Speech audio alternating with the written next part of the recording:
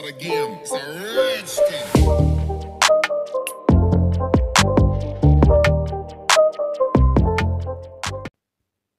Hello my dear students.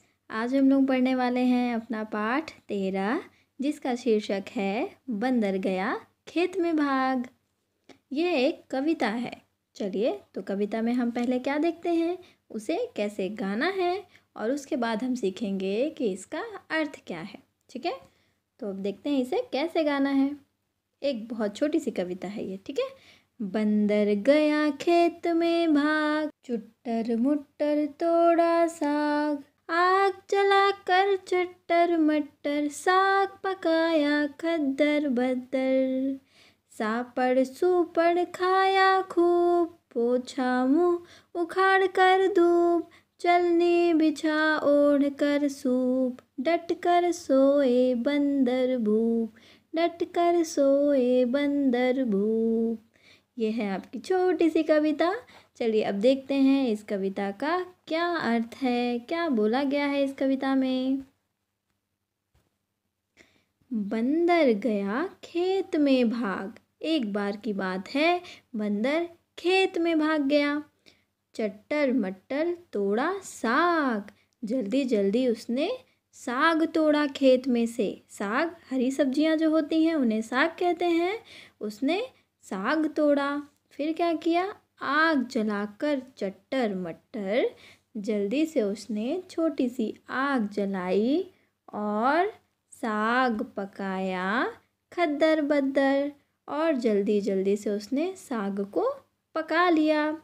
सापड़ सूपड़ खाया खूब, बढ़िया से मज़ा लेके आवाज़ करके मुंह से सापड़ सूपड़ मज़े से उसने साग को खाया। फिर मुंह पोछा उखाड़ कर दूब, दूब को उखाड़ा और उससे मुंह पोंछ लिया। दूब क्या होता है, एक तरीके की घास होती है, ठीक है। उसने घास को उखाड़ा और मुंह उससे पोंछ लिया। फिर क्या किया, अब वो जब खा लिया है, अब उसको नींद आ रही है, तो उसने क्या किया, चलनी बिछा ओढ़ कर सूप, डट कर सोए बंदर भूप। उसने चलनी को बिछाया और सूप ओढ़ कर सो गया। चलनी क्या होती है, चलनी जिससे कोई चीज़ चाली जाती है, छाना जाता है ना।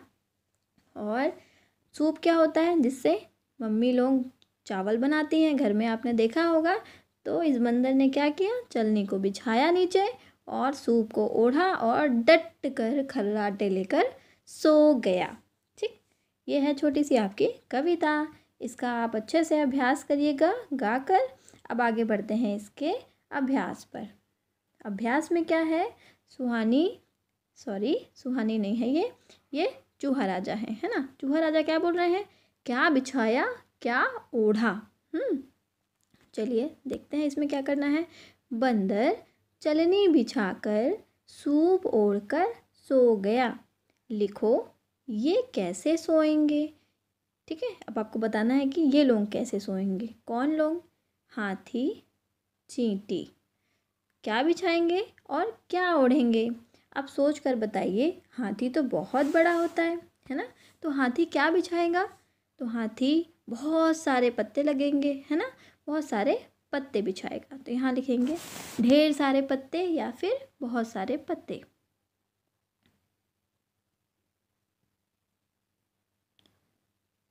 बहुत सारे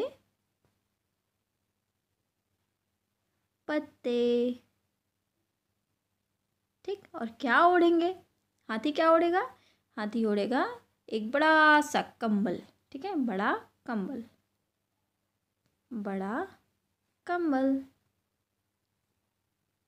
अगर अब आप सोच रहे होंगे कि हाथी को जंगल में कंबल कहाँ से मिलेगा, है ना, तो कंबल के जगह पे आप बहुत बड़े बड़े से पत्ते कर सकते हो। ठीक है, लेकिन बड़े बड़े पत्ते ओढ़ने में खुल जाएंगे, बीच में से स्पेस दिखेगा, उसको अच्छे से ओढ़ नहीं पाएगा। तो एक बड़ा सा कंबल आप इमेजिन करो कि हाथी के लिए एक बहुत बड़ा सा कंबल लगेगा, है ना, और बहुत सारे पत्ते बिछा कर वह सो सकता है।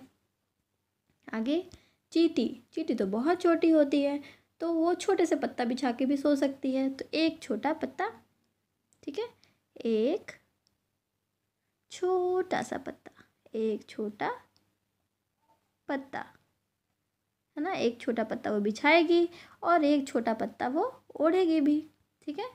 तो छोटा पत्ता ओढ़ेगी और छोटा पत्ता बिछाएगी, ठीक है।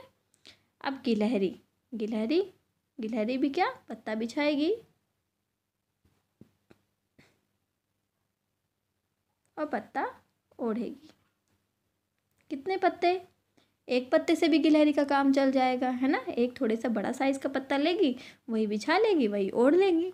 और शेर, शेर तो थोड़ा बड़ा होता है, तो शेर बड़ा पत्ता बिछाएगा और बड़ा पत्ता ओढ़ेगा भी, ठीक है। तो ये बड़ा पत्ता किसका होता है, आपने देखा होगा, यस, केले का पत्ता। तो केले का पत्ता ये बिछाएगा, केले का पत्ता बिछा लेगा और केले का ही पत्ता वो ओढ़ कर सो जाएगा। केले का पत्ता, ठीक है। तो अब इन चारों के लिए हमने देख लिया कि ये क्या बिछाएंगे और क्या ओढ़ेंगे। आगे बढ़ते हैं। अब यहाँ पे हैं आपकी फ्रेंड सुहानी। सुहानी क्या कह रही हैं, मेरे लिए भी तो कुछ सोचो, मैं क्या ओढ़ूँ और क्या बिछाऊँ। इसका उत्तर आप कमेंट बॉक्स में बताइएगा, ठीक है, कि सुहानी अगर आपके घर में आती हैं तो आप इनके लिए क्या बिछाएंगे और इनको क्या ओढ़ाएंगे, ठीक। आगे देखते हैं। झटपट झटपट खटपट खटपट, साग पकाया खद्दर बद्दर, खाया सबने झटपट झटपट। जल्दी जल्दी को झटपट झटपट कहते हैं ना, झटपट झटपट। जब आपको भूख लगी होगी तो झटपट झटपट फटाक से आप खा लेते हो, है ना। पानी पिया सुपड़ सुपड़,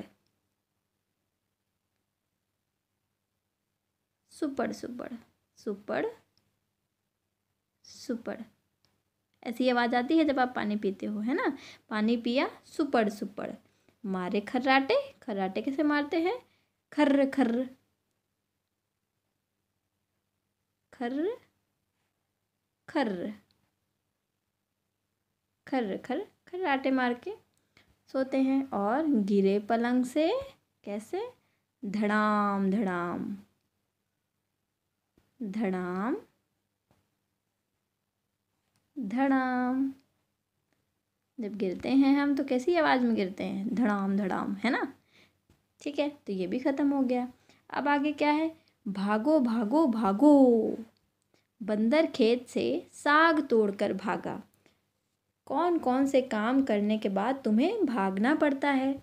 तो बंदर खेत से साग तोड़कर क्यों भागा, क्योंकि वो बंदर का खेत तो था नहीं जिसने साग बोया होगा। अगर वो बंदर को देख लेता तो बंदर को मार पड़ती, इसलिए बंदर भाग गया। अब कौन कौन से काम करने के बाद तुम्हें भागना पड़ता है, सोचो सोचो, कौन सा ऐसा काम आप करते हो जब आपको भागना पड़ता है, वो आपको यहाँ पर लिखना है। जैसे आप कोई शैतानी करते हो तो आपको भागना पड़ता है ना। आप किसी के खेत से कुछ चुरा के तोड़ते रहते हो तो भी आप जल्दी से तोड़ के भाग जाते हो, है ना। ये चीज़ें यहाँ पे आपको लिखना है। और अगर आप किसी जानवर को छेड़ते हो, ठीक है, तो वो आपको दौड़ा लेता है। जैसे कुत्ते को छेड़ा और कुत्ता दौड़ा लिया तो भी आपको भागना पड़ता है। तो ये चीज़ें आप अपने मन से अपनी किताब में लिखेंगे, ठीक। आगे क्या है, इनमें से कितनी तरह की टोपियाँ और पगड़ियाँ हैं बताओ।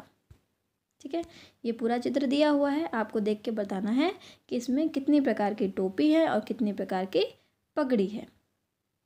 पगड़ी मैंने आपको बता रखा है, पगड़ी किससे बनती है, कपड़े से। कपड़े को लपेट लपेट कर पगड़ी बनाई जाती है ना। तो चलिए देखते हैं यहाँ पे टोपी कितनी है और पगड़ी कितनी है। ये क्या है, पगड़ी। ये क्या है, टोपी।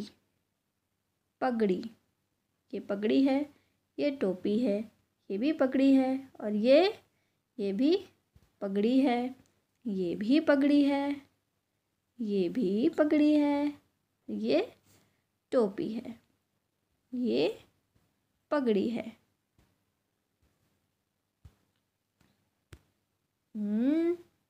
पगड़ी, टोपी, पगड़ी और ये भी पगड़ी है, तो पगड़ी ज़्यादा है। तो गिन लेते हैं टोपी कितनी है। 1, 2 और 3, 3 टोपियाँ हैं और सारी क्या हैं, पगड़ियाँ हैं। ठीक है, तो ये आप अच्छे से देख लीजिए। और अभी हमने क्या क्या देखा है, अपना ये पाठ हमने कंप्लीट किया है, ये कविता हमने कंप्लीट की है। इसका आप अच्छे से अभ्यास कीजिएगा। मिलते हैं आपसे दूसरे वीडियो में, तब तक के लिए बाय बाय बच्चों।